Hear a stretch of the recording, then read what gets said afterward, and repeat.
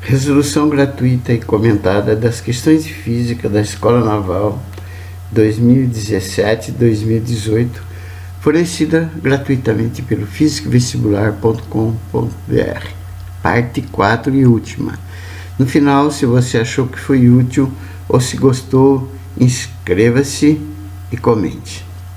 10ª questão. Analise o gráfico abaixo. É uma questão sobre termologia, física térmica, tá? Simples, envolve calor específico e calor latente e mudança de estado. O gráfico ao lado descreve o processo de aquecimento de certa substância que se encontra inicialmente sólida. Então a fase inicial dela é estado sólido. O calor latente de fusão dessa substância é 6 calorias por grama. 6 calorias por grama, é o calor latente. Em um processo, a pressão constante de uma atmosfera é elevada à fase líquida, com temperatura final de 400 graus Celsius. Então ela estava no estado sólido, foi aquecida, e aí foi até uma fase final, até o estado líquido, numa temperatura final de 400 graus Celsius. A potência... A chave do exercício está aqui, tá? A potência fornecida nessa transformação foi de 360 calorias por segundo. Isso quer dizer que nessa transformação inteira, ela está recebendo 360 calorias em cada 1 segundo. O gráfico mostra a temperatura da substância em função do tempo durante o processo. Ele quer o calor específico dessa substância em milical por grama grau Celsius. Mili é 10 a menos 3. E esse é o gráfico aqui, tá vendo? Ó? Esse eixo vertical está a temperatura em graus Celsius e no horizontal está o tempo em segundos. E aqui está o gráfico, essa fase aqui é a fase líquida, tá? Reta inclinada, calor específico. Aqui tem uma mudança de estado que acontece na temperatura constante de 325 graus Celsius, aí ela continua aquecida, mudou de estado, passou para a fase líquida até 40 graus Celsius. Então ela tem fase sólida, esse trecho, mudança de estado, e aí fase líquida, reta inclinada, calor específico, tá? Ela mantém o estado.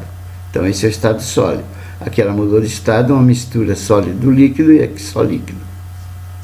Muito bem, então vamos resolver o exercício assim. Primeiro, você tem que observar direitinho que quando o enunciado afirma que a potência fornecida nessa transformação foi de 360 calorias por segundo, o que ele está fazendo?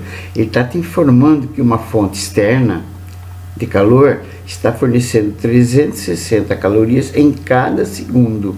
360 calorias em cada segundo, durante todo o processo, durante a fase sólida, mudança de estado e líquida.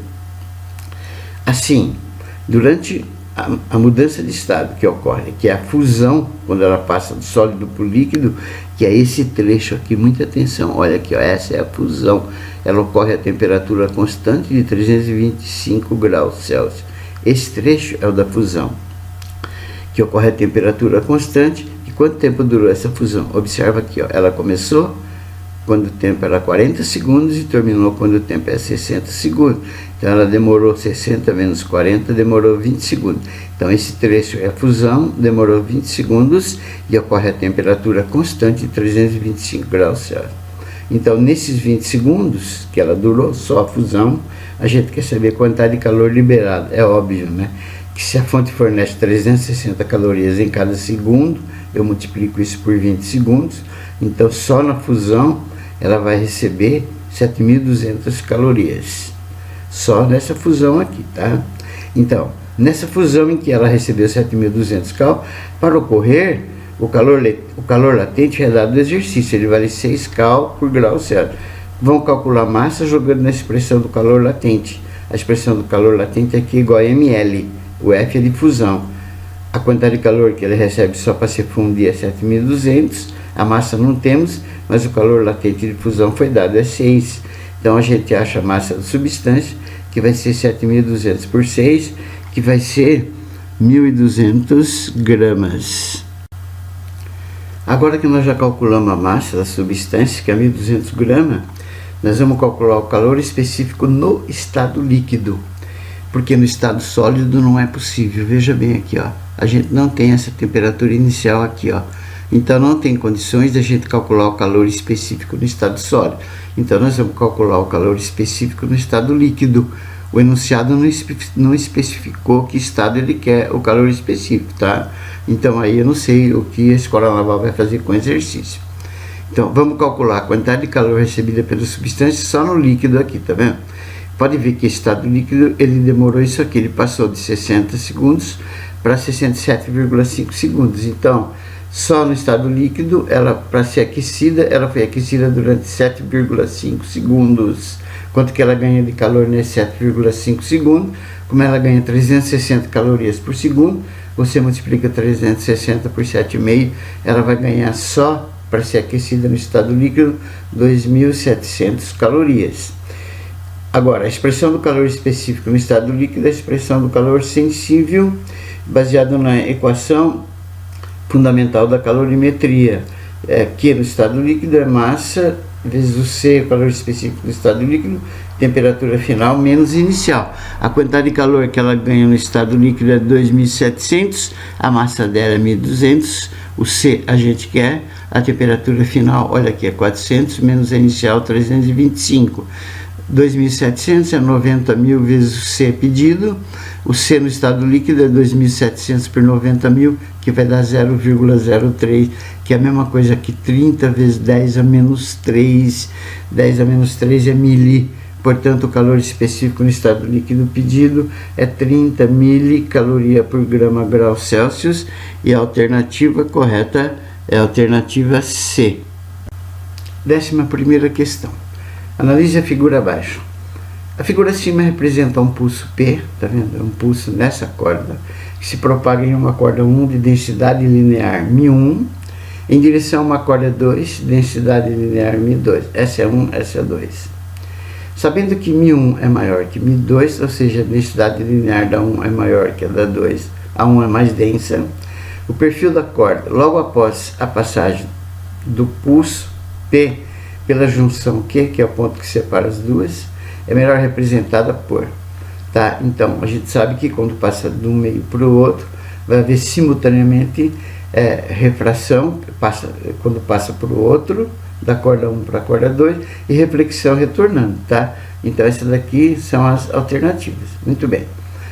Vamos resolver. A densidade linear da corda μ1 é maior que da segunda, μ2, ou seja, μ1 maior que μ2. Quando o pulso chega ao ponto de junção das cordas, que é o ponto Q, no caso do exercício, ao mesmo tempo vai ocorrer refração, ou seja, ela passa para outra corda, e reflexão, ela retorna. Esse ponto de junção funciona como uma extremidade livre, porque a gente está passando da mais densa para a menos densa, e o pulso refletido retorna sem inversão de fase. Então, sempre que ela passa da mais densa para a menos densa, ela funciona como uma extremidade livre, tá? Acompanha a subida e a descida, então ele retorna sem inversão de fase. E guarda bem isso aqui também, ó. O pulso refratado tem sempre a mesma fase do incidente, então se ele incide, se o pulso incidente é para cima, o pulso refratado que passa para outra corda é para cima. Se o pulso incidente é para baixo, o pulso refratado é para baixo. Então guarda bem, tá? Só aqui já dá para você responder a alternativa correta, que no caso é a alternativa B de bola. Mas eu vou passar para vocês algumas informações importantes. Parte da energia do pulso incidente é transmitida ao refratado e parte dela também ao refletido. Então o que vai acontecer? Você vai diminuir a amplitude dos dois pulsos, tá? Então a do incidente, a amplitude do A, ela é maior que do A1, que é do refletido, e maior que do A2, que é do refratado. A força de tração nas duas cordas é a mesma, porque elas estão esticadas pela mesma força. E a velocidade em cada corda é fornecida por essa equação aqui, ó. V é igual a raiz quadrada de T sobre μ, T é a tração, μ é a densidade linear da corda. Observe nessa expressão que o V e o μ são inversamente proporcionais. Então, se o V e o μ são inversamente proporcionais, o que quer dizer isso? Que a velocidade da onda na corda mais densa, mais pesada, é menor do que a velocidade na corda mais leve. Então guarda de novo mais essa informação aqui, tá? Na mais densa a velocidade é menor e na mais leve a velocidade é maior. Então no nosso caso o V2 é maior que o V1. Guarda de novo essa informação que é importante. A frequência F é a mesma nas duas cordas, porque a fonte, a mão no caso é a mesma, e seja na ondulatória ou na ótica, em qualquer lugar, tá? A frequência nunca muda, ela é característica da fonte. Muito bem. Equação fundamental da ondulatória é V igual a lambda F, então o F é V sobre lambda.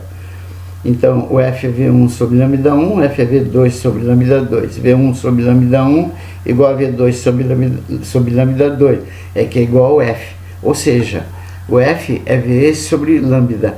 Acontece que o F é constante, então o V sobre lambda tem que ser constante. Para o V sobre lambda ser constante, eles têm que ser diretamente proporcionais. Ou seja, maior velocidade, maior comprimento de onda. Alternativa correta, alternativa B de bola. 12ª questão. Escola Naval, biênio 2017-2018, essa é a última. Analise a figura abaixo. Duas pilhas de resistência interna R1 igual a R2, que é igual a 1/3 de ohms, e uma lâmpada de resistência RL 2/3 de ohms estão conectadas, ligadas em paralelo, conforme mostra o circuito da figura ao lado. A força eletromotriz da pilha 1, dessa daqui, é 1,5 volt, mas a pilha 2 tem força eletromotriz E2 e encontra-se parcialmente descarregada, de modo que o amperímetro ideal mede uma corrente nula nessa pilha. Então está aqui o amperímetro ideal, a corrente que ele marca aqui é nula, não passa corrente pelo E2, pela pilha E2. Sendo assim, ele quer o valor da força eletromotriz E2 em volts. Olha o circuito. Aqui está o E1, 1,5 volts, R1, 1/3 de ohm. Está aqui ligado em paralelo com ela, você tem uma lâmpada de resistência 2/3 de ohm. Aqui você tem um amperímetro ideal. Aqui está o E2 que é pedido, que é a força eletromotriz da pilha 2, e o R2 que é 1/3 de ohm que é fornecido. Então ele quer o valor da força eletromotriz E2. Aqui estão as alternativas. Então a equação, a primeira coisa que você precisa é a equação característica do gerador. U é igual a E menos RI. U é a diferença de potencial nos terminais de gerador medida em volts, é aquela que ele joga no circuito externo. E a força eletromotriz, número inscrito no gerador, na bateria, na pilha. R é a resistência interna dela e a intensidade da corrente elétrica que passa por ela.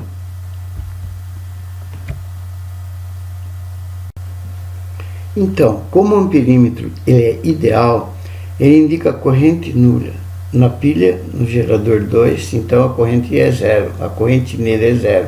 Se a corrente nele é zero, a corrente que vai passar no gerador 2 na pilha também é zero. Ou seja, o gerador, cuidado agora, hein, está em circuito aberto, como você vê na figura abaixo.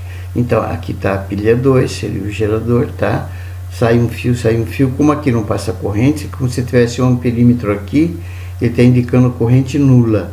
Então se a corrente que está passando na pilha 2 é nula, então jogando na equação do gerador, U é igual a E menos RI, U é igual a E menos R, o I é zero. Então U é igual a E. Então a tensão, a voltagem, a DDP que ele joga no circuito externo é igual à própria força eletromotriz dele. Então veja bem, aí eu coloquei como observação.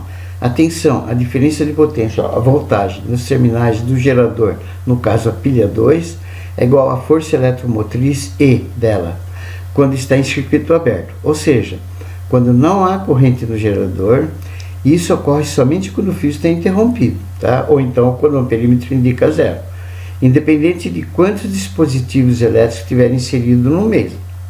Assim, se você ligar um voltímetro nos terminais do gerador, ele vai indicar a força eletromotriz do mesmo, tá? Então é o caso da nossa pilha 2, se você ligar um voltímetro aqui, ele vai marcar o E da pilha 2, que é a força eletromotriz dela. Então, nessas condições, a tensão DDP voltagem 1 no terminal da lâmpada de resistência RL será a própria força eletromotriz da pilha E2, ou seja, o é o E2. Então veja bem, ó, como aqui é zero, o I é zero, isso aqui está em circuito aberto. Então a gente já viu que a tensão, a voltagem, a força eletromotriz E2 da pilha 2, essa força eletromotriz da pilha 2 é a própria tensão voltagem DDP jogado na lâmpada, tá? Então a lâmpada vai ter um U que é igual ao E2. Então nesse circuito essa parte aqui cai fora, porque não passa corrente. Ficou essa situação aqui, tá? Então sai uma corrente do polo positivo da pilha 1 e ela fica circulando nessas condições. Se você analisar aqui, o R1, que é a resistência interna da pilha 1, e o RL estão em série. Para achar o equivalente, você soma 1/3 mais 2/3, vai dar 3/3, que é 1 ohm. Então o resistor equivalente é 1 ohm. Então você vai ter a força eletromotriz, tá aqui, ó, 1,5 volts, e aqui a resistência equivalente 1 ohm. Jogando na lei de Ohm, REC é o que é o E sobre I, 1 que é o REC, vai ser 1,5 sobre I. Então a corrente que é jogada no circuito aqui, ó, ela vale 1,5 ampere. Corrente no circuito 1,5. Muito bem, a DDP pedido na lâmpada de resistência RL 2/3 de ohm será, de novo na lei de Ohm, RL é U sobre I, agora só no RL, tá? O RL é 2/3, o U a gente vai achar que é a diferença de potencial, tensão, a voltagem, que é a própria força eletromotriz da pilha 2, daqui no R2, tá? Dividido pela corrente que passa por ele, que é 1,5. Então o U pedido, tá? Vai ser 3,3, 1 ampere. Mas quem é esse U? É a própria força eletromotriz da pilha 2, que vai ser 1 volts, e a alternativa correta é a alternativa D de